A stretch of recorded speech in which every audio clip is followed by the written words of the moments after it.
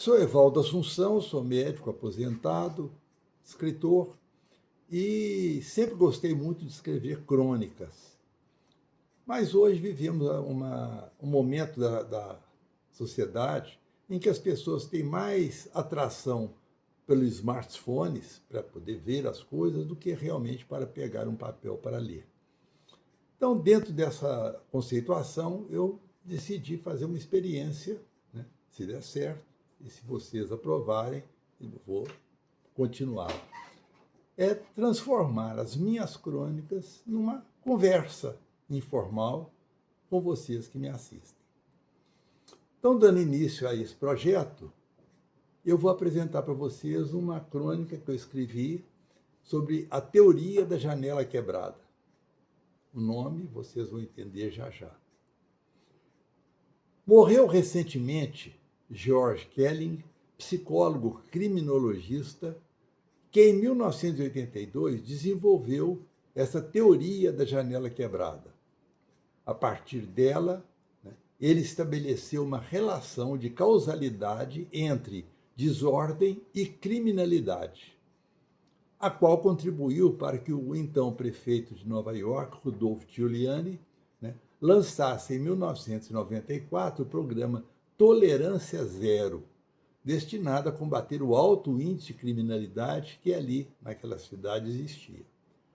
Juntamente com o cientista, juntamente com Kelly, um cientista político chamado James Wilson experimentou deixar 2 carros estacionados em ruas de Nova York, aleatoriamente. O primeiro num bairro pobre da periferia e outro idêntico ao primeiro, outro carro idêntico ao primeiro, num bairro mais aristocrático. Ao cabo de alguns dias, eles observaram que aquele que estava na periferia fora totalmente depredado, vandalizado e teve várias de suas peças roubadas. Já aquele que estava no bairro mais nobre permanecia intacto, coisa que, de certa forma, já era razoavelmente previsível. Dias depois, eles repetiram a mesma experiência nos mesmos locais, porém, os 2 carros foram deixados naquele local com alguns vidros previamente quebrados e sujos. Em pouco tempo, tanto um como o outro estavam igualmente vandalizados e rapinados. Os 2. Passaram então a observar nos 2 bairros, que foi objeto de seus estudos, que alguns prédios que estavam abandonados nesses bairros, alguns estavam muito descuidados, com janelas quebradas, e outros muito bem preservados. Constataram, então, que aqueles que estavam descuidados haviam sido vandalizados nos 2 bairros, ao contrário daqueles outros prédios que estavam mais bem cuidados e limpos. Diante desse quadro, eles observaram que o problema da criminalidade não estava somente na pobreza, e sim na natureza humana, e principalmente que a desordem sempre gera mais desordem, demonstrando que a desordem social é uma das grandes razões dos muitos delitos que nessa sociedade acontecem. As suas publicações incentivaram, então, o prefeito Giuliani, como eu disse, a criar o programa Tolerância Zero, que é um programa esse que, apesar das críticas recebidas, demonstrou ser capaz de reduzir ao mínimo tolerável a criminalidade daquela metrópole americana, que estava, na época, em níveis altíssimos, assustadores. E esse resultado persiste até hoje. A violência diminuiu bastante, os assaltos mais ainda, E, curiosamente, esse programa recebeu muitas críticas, principalmente entre os defensores extremados dos direitos humanos, que confundem, creio eu, os direitos individuais com a falta de consciência dos deveres para com a comunidade.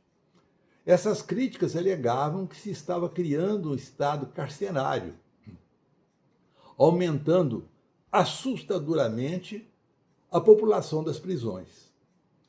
Somavam-se a isso as reclamações de eventuais violências policiais e, sobretudo, a ausência de programas socioeducativos para cuidar das populações mais carentes.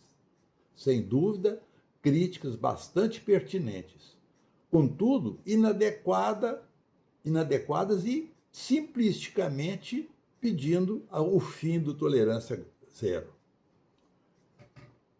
Como o prefeito não aqueceu a essas pressões.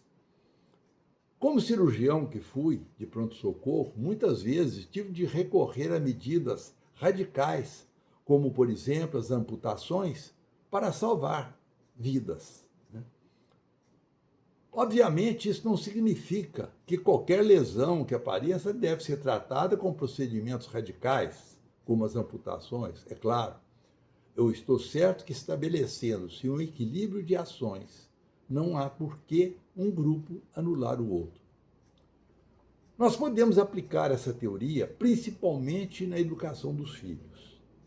Admitir que eles deixem seus quartos desarrumados, roupas e objetos espalhados pela casa, pratos e talheres utilizados abandonados sobre a mesa, jogar lixo em qualquer lugar fora das lixeiras, tudo isso estimula comportamentos indesejáveis no dia a dia e em todos os lugares.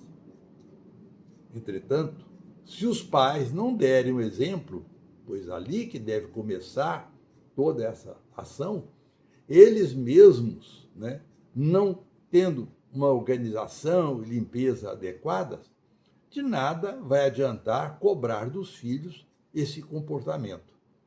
Em casa, tanto quanto no trabalho e pelas ruas, organização, limpeza, respeito aos bens públicos, tudo isso resulta numa sociedade mais organizada, respeitosa das leis e dos direitos alheios, onde se poderá viver com segurança e paz.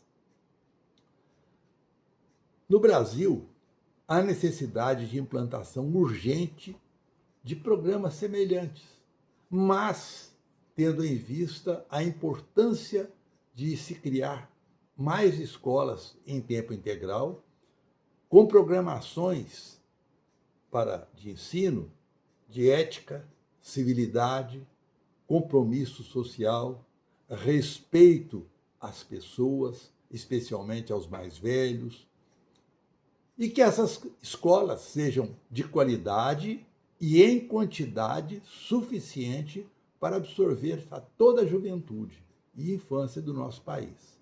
Boa parte dela que está atualmente perdida pelas ruas e expostas a todos os tipos de crimes e vícios. Claro que um programa desse teria suas escolas particulares, mas a sua predominância seriam as escolas públicas, bem estruturadas e bem trabalhadas. Nós temos também necessidade de um programa bem feito, para a conclusão de reformas de prédios públicos e privados, muitas vezes inacabados, outros acabados, porém completamente desleixados, sujos, porque, além dessas reformas serem necessárias, elas vão funcionar exatamente como os automóveis de vidro quebrado. Aqueles que estão já com vidro previamente quebrado vão ser vandalizados, enquanto que um prédio bem arrumado, limpo, o vandalismo fica mais raro de acontecer naqueles lugares. Nós temos necessidade de uma legislação anticrimes e corrupção, principalmente corrupção, as mais rígidas e menos paternalistas, com leis e juízes mais ágeis e nunca venais. Precisamos de policiamento bem preparado, respeitado e constante, com profissionais bem remunerados, bem treinados e bem assistidos, inclusive psicologicamente. Nós temos que ter punição severa para os criminosos, especialmente os pichadores e vândalos, que destroem e emporcalham as cidades, estimulando o crime e destruindo bens públicos. Uma coisa são os grafiteiros, aqueles que fazem pinturas belíssimas em paredes, nos prédios, né? Os artistas de rua, porque esses respeitam as propriedades privadas e públicas, só fazem esse trabalho quando autorizados, né? E tem obras admiráveis que enfeitam a cidade. Então, isso não é vandalismo, isso é realmente uma colaboração para criar um ambiente que seja mais, vamos dizer assim, difíceis, né?